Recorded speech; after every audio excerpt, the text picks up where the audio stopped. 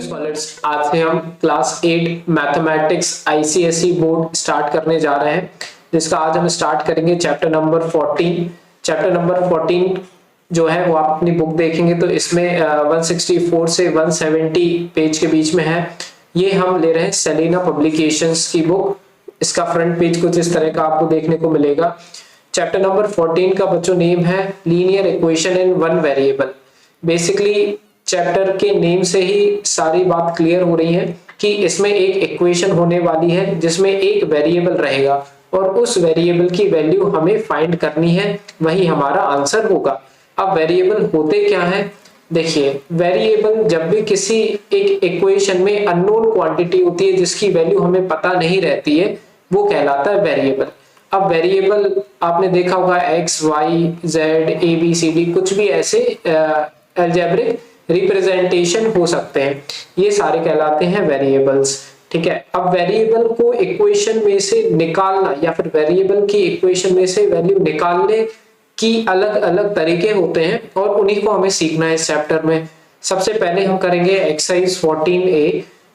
Exercise 14A में देखिए ये जो क्वेश्चन है इसमें लिखा है solve the following equation. Solve the following equation का इनका कहने का यही मतलब है कि x की वैल्यू निकालो, या जो भी वेरिएबल है y है z है या फिर कोई भी अल्फाबेटिकल जो वैल्यूज है उनको निकालो। तो सबसे पहला क्वेश्चन हम करते हैं सॉल्व।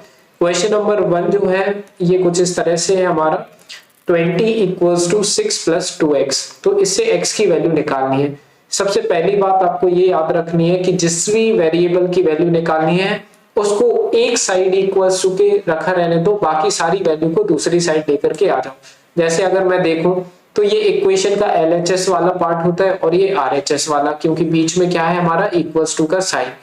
तो हमें सिर्फ निकालनी है वैल्यू x की। क्लियर, x की वैल्यू निकालने के लिए हम क्या करेंगे, सबसे पहले इस 6 को हटाएंगे यहाँ से, उसके बाद इस 2 को हटाएंगे यहाँ से, फिर हमारा सिर्फ x बचेगा इस साइड और वही हमारी वैल्यू हो जाएगी। अब हम इस सबसे पहले x को कैसे हटा सकते हैं यहाँ से, इसको हमें कैसे एलिमिनेट कर सकते हैं। तो ये जो 6 है इसको हम इक्वल्स टू के दूसरी साइड लेकर के आएंगे।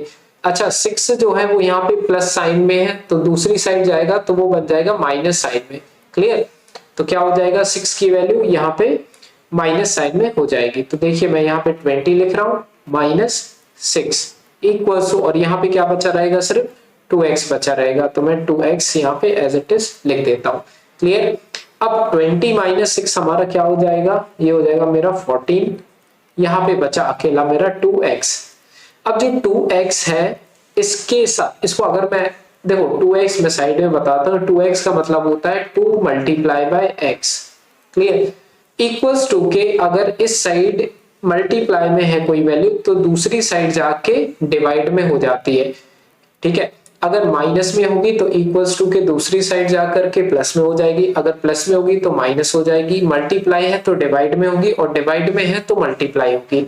ये मैं बता रहा हूँ इक्वल्स टू के दूसरी साइड, या LHS से RHS में जब वैल्यू जाती है, RHS से LHS में जाती है, तो ये सब ट्रांजिशंस होते हैं। क्लियर, तो ये जो 2 मल्टीप्लाई में है when it goes from RHS to LHS it will become divide, that is 14/2। तो ये वैल्यू हो जाएगी हमारी x की। अब देखिए सिर्फ x बचा इस साइड, बस हमें यही चाहिए था। जब आप 5-6 क्वेश्चंस कर लेंगे तो आपको अपने आप कॉन्सेप्ट्स क्लियर होना स्टार्ट हो जाएंगे। 14 को अगर मैं 2 से डिवाइड करूं तो क्या आएगा, 7 आएगा इक्वल्स टू x, और यही मेरा आंसर हो जाएगा क्योंकि मुझे तो x की वैल्यू ही चाहिए थी। तो x = 7, this is the answer. Clear, this is the answer।